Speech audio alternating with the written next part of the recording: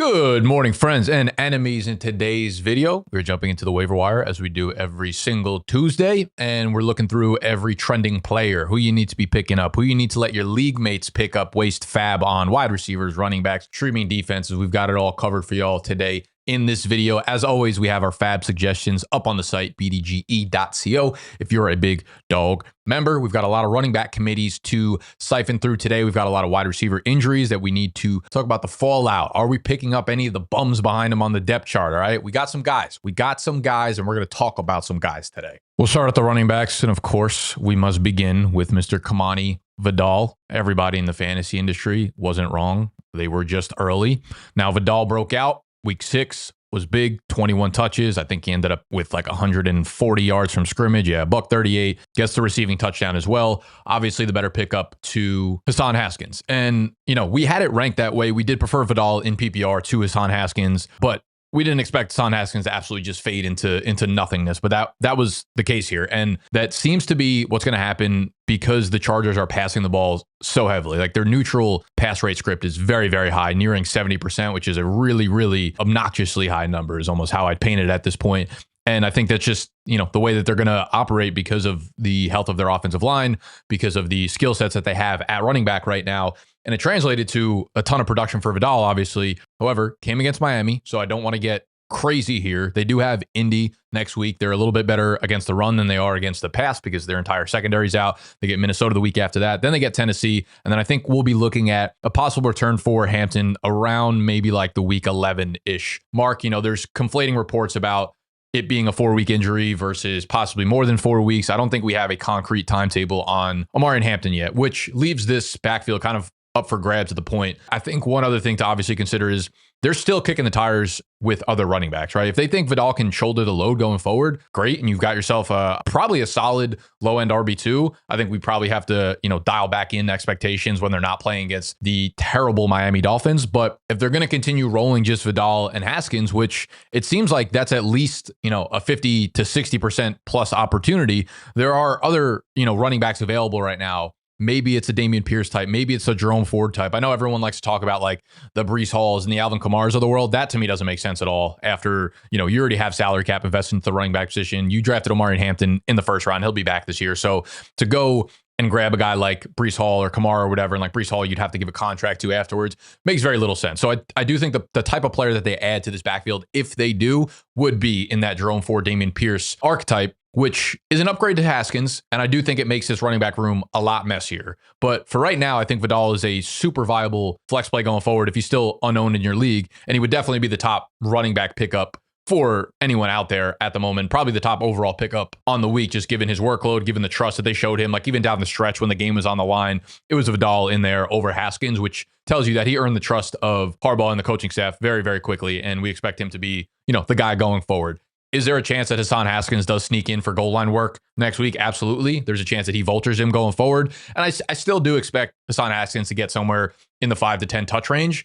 But Vidal, again, his skill set just plays way more into what the Chargers are looking to do right now at this point of their personnel and their offense right now. So Vidal, number 1 pickup on the week. Next up, there are not a lot of running backs really to talk about outside of Vidal and then the Cardinals situation. We heard the random report from Schefter that Bam Knight was going to get more work than Michael Carter this week, a week after Michael Carter got the nod as the starter after Trey Benson went down. Now, I just went back and I rewatched this entire Cardinals game because I wanted to make sure that I like really locked in on the situation and knew what was going on there. So we got the report that Bam Knight was going to get more work, possibly be the starter. Michael Carter started, and he got the majority of the work on the first drive. They got down to the goal line and then put Bam Knight in on like the 2-yard line. So he scored the touchdown right away and kind of got home for fantasy in that regard. I will say neither of them really played well. I thought Bam Knight played much better than Carter. I think Carter's numbers were a little bit better. Almost all of Carter's production came in 2-minute drills. It was like prevent defense, end of the second quarter when they were going into halftime. Carter broke off like a 3rd and 10 draw play for 12 yards, had a dump off on a prevent defense that he took for like another 12. So most of his production came at the end of the first half. And then he got a little bit of run at the end of the game when they were in very obvious passing situations. So to me, when I was watching the game, Carter, he had a couple cool plays at the end of the game. He missed a handful of blocks as a pass blocker early on, which basically led to Bam Knight playing the majority of the second half until it went into very, very obvious passing situations where they were like trailing by a touchdown, needed to get to the other side of the field. They were down the touchdown to try to, tie things up or win it at the end of the game. So for me, I'd be hard pressed to think that the coaches are not going to go back. And all this is to say, Amari DiMercato also got hurt his ankle in this game. Don't know the severity of it. He left and didn't return.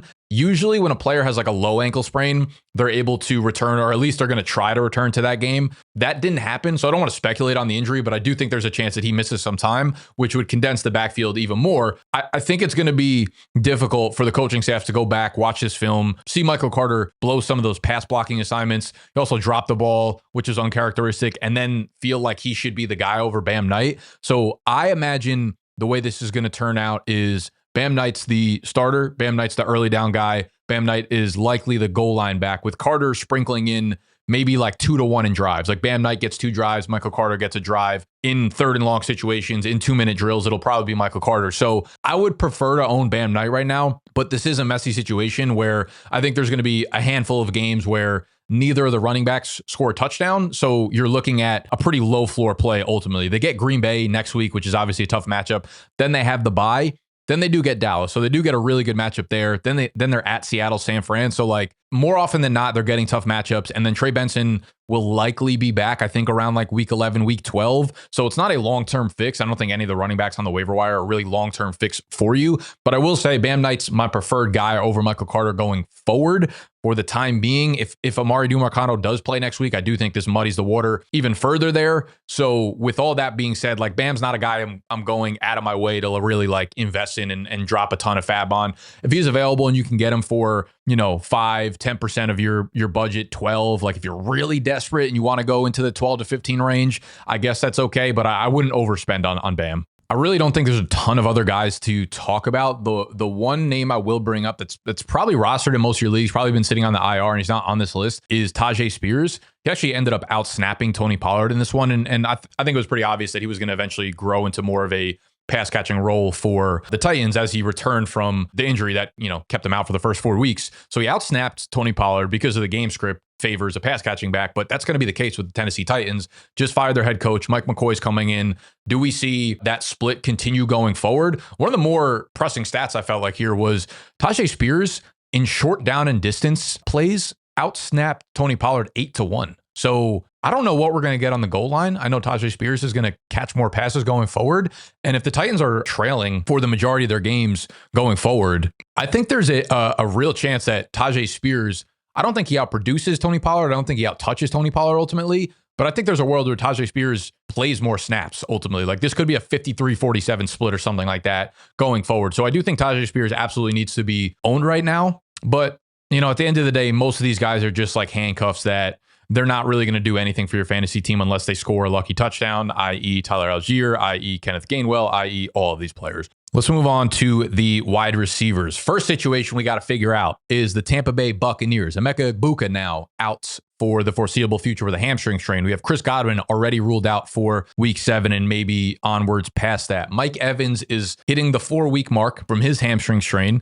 So I would imagine he's probably less than 100%, but because they have so many injuries to their receiver room, I think there's a decent chance that they push him to play, even if it's kind of as a decoy, even if it's 75% of Mike Evans. 75% of Mike Evans is going to be better than fucking Cameron Johnson. All right. So I think there's a chance Mike Evans returns with this receiver core like up in flux. There's nothing I can tell you about Sterling Shepard that you don't already know. He feels like the higher floor, less explosive version of like a Wan'Dale Robinson, where you put him in your lineup with all these guys injured, they're playing against Detroit. And I think that is like the one saving grace here for any of these guys that you throw in your lineup. Detroit, they're not going to have Terrion Arnold. They're not going to have DJ Reed. Kirby Joseph was limping around with his knee injury all game. You have Brian Branch now suspended for next week because of the fight with Juju after the game. So like they are down the majority of their secondary players for the same reason that we liked the Jacksonville passing offense last week, because Seattle was down all of their secondary players. Detroit's going to be a secondary to absolutely attack and eviscerate through the air. So someone or a couple of these guys are going to get home in Tampa Bay. Sterling Shepard's a high floor player, obviously low ceiling. Maybe he gets in for the touchdown. Tez Johnson's very interesting. Obviously, he's more of like an explosive, 142 pounds. They said he came out after the game. Caught one ball for 45 yards and a touchdown, but was pretty involved in the week prior against Seattle. Good matchup against Detroit. They get New Orleans after that, the bye. And then week 10, week 11 is probably when we're starting to see Evans at full health, Ibuka really close to returning, if not back on the field. Maybe Godwin's return by then. Jalen McMillan's probably very close to return. So again, none of these guys are like long-term solutions to your fantasy team right now. But I do like Tez Johnson. I think he's going to play a lot of snaps. I think he's going to run a lot of routes, and he's very, very explosive. And Baker likes throwing to him. So Tez would be the next guy up for me. It would be Tez if you need upside, Sterling Shepard if you need floor. Cameron Johnson, I'm not really overly involved because, listen, if as soon as like one guy returns for the receivers there in Tampa Bay, he's the first guy getting knocked off the depth chart. So there's a world where he plays like 15% of the snaps next week. I will say this makes things really interesting for Cade Otton. He's definitely a very viable streaming option if you need one at the tight end position. So that's kind of how I'm thinking of these guys. None of them are like guys I'm going crazy in on, but I do think Tez Johnson's like a pretty sneaky good streaming option if you're desperate this week. Next situation we got to figure out is the Rams. They play in London against Jacksonville Sunday morning. Puka is very likely going to miss this game. They got their bye after that and will probably return following their bye. So we might have a nice 1 week fill-in. The guy I'd be looking at would be Jordan Whittington. He plays a similar style of game to Puka Nacua. I don't really see them moving Davante Adams into the slot like the way that they do Puka Nacua. I think their offense runs really smoothly when he's like, moving around a little bit, but more so the X wide receiver, letting the slot guys kind of get open in the middle of the field. And Jordan Whittington, we saw last year when he filled in when Kupp was hurt, when Puka was banged up. He put together a couple of those like 6 for 60, 7 for 80 type of games that just come with the territory of being the slot wide receiver, the motion guy in a Sean McVay offense. It's just such a high floor role. That being said, last week Tutu Atwell was also out, but McVay came out and said that they're expecting him to return for this game. So it could be a little bit of a muddy situation in terms of like what's happening in that receiver room. Jacksonville's also, without a doubt, not a pushover of a defense at all. They are a pretty damn good pass defense. I believe they're like 5th in EPA per rush allowed in terms of being one of the toughest matchups to opposing passing offenses. So expecting Puka to miss, I think Davante Adams will probably have 8 billion targets next week.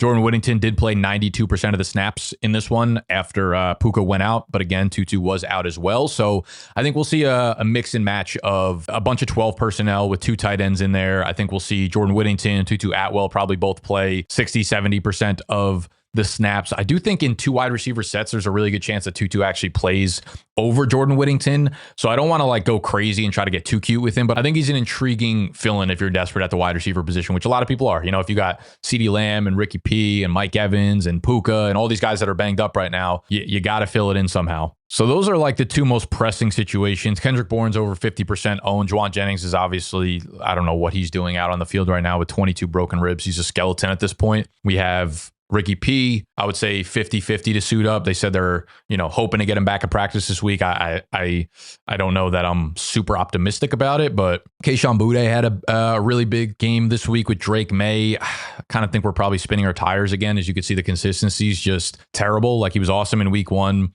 Kind of scored a fluky touchdown in week 2 and then has just put up 3 basically donuts after that. And maybe, Drake May is really coming into his own and Boutte over the second half of the year becomes like that guy for him. But I mean, he's played less than 70% of the snaps in 3 straight games. The matchups, though, are kind of phenomenal going forward. You get Tennessee. Cleveland's much better against the run. You get Tampa Bay, you get the Jets, Cincinnati, the Giants, Buffalo, Baltimore, New York Jets. So I think it's fine if you want to pick up Boutte. But again, we've seen the ups and downs of Boutte. We've seen Drake May just sharing this ball all over the place. It's Hunter Henry 1 week. It's Stephon Diggs for a couple of weeks. Matt Collins scoring a touchdown. Pop Douglas scoring a touchdown. So hard to project consistency out there in New England. Luther Burden's kind of interesting. I mean, post-bye, right? We did see him get more involved in this one. 4 catches, 51 yards. Just checks his snaps. He got up to 39% last night, which is a season high. So we're trending in the right direction. And it feels pretty fucking obvious when you watch the game that Burden is a tier above Alameda Zaccheaus right now. Also, the vibes of DJ Moore, he's been wildly unproductive. It actually looks like he does not want to contribute to the Chicago Bears football team whatsoever. Also got banged up in this one. So I think there's a real chance that Luther Burden becomes a very, very sexy waiver wire pickup within the next week or two. So if you've got the room, I know a lot of people are dealing with injured lineups, so it's hard to stash a guy that's not really producing for you right now. But he would be one of my top stashes on the waiver wire for the foreseeable future. Whether it's DJ Moore being hurt and missing some time, whether it's Alameda Zacchaeus kind of like seeing his snap count decrease after that brutal drop at the end of the game last night, it just feels like Burden's kind of on a trajectory to eventually get into the lineup more and more. And I also skipped over Isaiah Davis for the running backs, I realized. And again, he's not like a priority yet, but I've been saying this for a while now. If Breece Hall were to get moved, which it feels like there is some legitimate steam, again, I'd only put the chances at somewhere in the 10 to 20% range. But if he gets moved, you're going to get a guy like Isaiah Davis, who is 220 pounds. Like, he can shoulder a workhorse load. I'm sure they'd figure out another way to get a running back involved. But I think Davis would be a 15-plus touch guy for the remainder of the season. So I do think he has a lot of upside to be stashed in a situation that has a realistic outcome for Breece Hall to be moved and Davis to become, an RB3 flex play for you for the remainder of the season. And speaking of the Jets, we got Garrett Wilson, who is supposedly going to miss some time. Kind of brutal because they get Carolina, then they get Cincinnati before their bye in week 9. That being said, there's just fucking no chance I am picking up or rostering any Jets pass catcher outside of Mason Taylor. Moving over to the tight ends, I mean, there's a bunch of good streaming options, I think. You have Harold Fannin. If David Njoku ends up missing time, Harold Fannin would be an easy top 10 guy for me. They get to play Miami. Him and Gabriel have good chemistry. He's coming off of a big game. So if Njoku misses, Harold Fannin's like borderline a must start. Michael Mayer, one of my streams of the week last week. Sounds like Brock Bowers is going to miss another game. They have their bye, and then he'll return after that. Cade, and I really like as a streaming option as well, as I already laid out all the injuries to the receiving room. AJ Barnes, all right. I think you got to be in a really deep league. Honestly, he put together another, semi-nice game here, 71 yards, but most of that came on the back of a broken 60-yard play. Gadsden's kind of the interesting name here. Oronde Gadsden, the rookie for the Los Angeles Chargers, ran 75% of the routes in this one, which was a season high.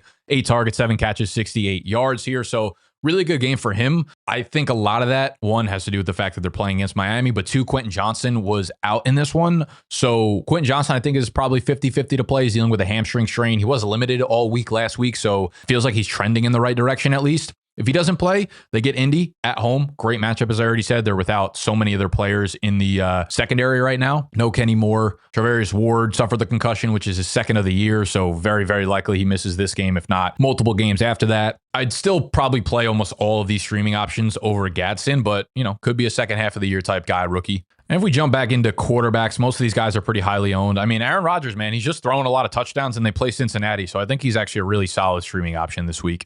For streaming defenses, what do we have? Pittsburgh, 5.5-point favorites Thursday night. They got a lot of their players back last week, Jalen Ramsey and Joey Porter Jr. and Hightower. Like they got a lot of firepower back on defense, and it clearly showed in that game. So, they are on the road, which I don't love, but I think they're a pretty good streaming option. Chicago at home, 5.5-point favorites. I think you're starting to see their defense click a little bit, especially post-bye.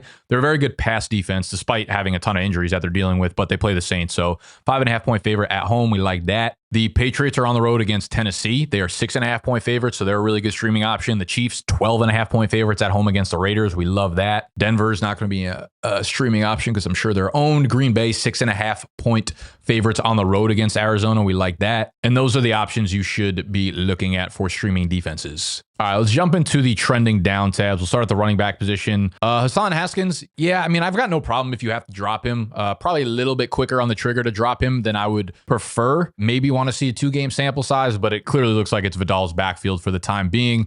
Michael Carter is one I'd hold on to. I think there's a chance Carter and Zonovan Knight just kind of like flip-flop back and forth in terms of like who has productive games. But again, tough matchup, then a bye week. So, it's that time of the year where you got to really like pick your battles. And if you have to drop these middling guys, you got to do what you got to do. So Carter, Hassan Haskins, I think they're both droppable. Jaden Blue, definitely someone I want to hold on to given the fact that Miles Sanders is out for the rest of the year. But you got Hunter Loopgoat out there getting involved from the backfield. So I don't know if we really ever see Jaden Blue have, a breakout in the big 2025. So droppable. Chris Rodriguez, droppable.